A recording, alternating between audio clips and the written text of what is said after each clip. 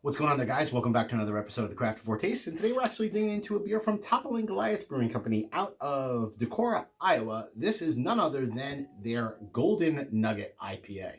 Yeah, man, so Golden Nugget, I believe, is one of Toppling Goliath's flagship IPAs that they brew year-round. And for folks that don't know, Toppling Goliath actually just launched distribution in New York State just about 2 weeks ago. So seeing a tremendous amount of their cans kind of come in, and obviously I've had Pseudo Sue for a number of years when I've gotten the opportunity to either trade for it or when I've kind of been visiting the Midwest. And if you remember, we did a review of King Sue a number of episodes back, courtesy of my buddy Andrew.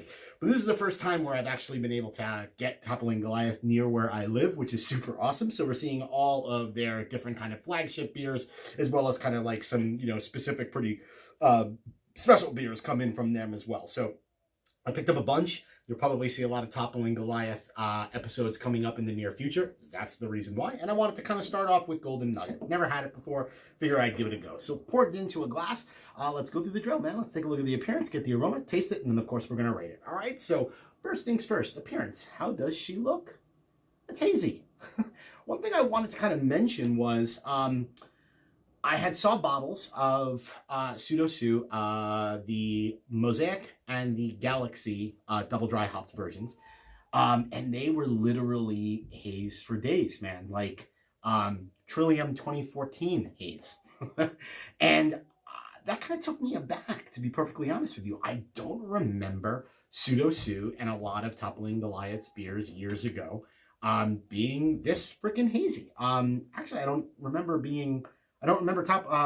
Pseudo Sue being hazy at all, to be perfectly honest with you, but they are now. So, yeah, pretty sure that's like a recent thing, or at least the last a couple of years. And so, from what I've heard, again, I haven't had Golden Nugget before, but I used to hear that this beer was clear.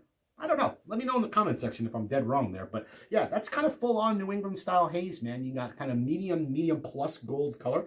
Looks absolutely awesome.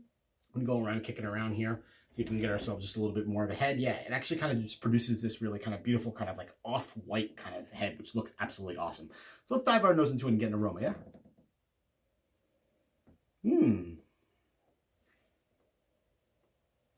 All right. Super nice. So, nose is pretty much led by kind of like a juicy kind of citrus in the form of like an orange or like tangerine.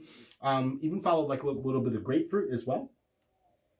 But what's interesting about the nose is you do get sweetness there, right? So it's kind of like a sweet grapefruit or like a sweet citrus kind of leading the way. Nice little bit of cracker malt coming in on the back as well. Yeah, but mostly just a really kind of nice sweet citrus kind of leading the way in the aroma. All right, so let's go ahead and give her a taste. Cheers.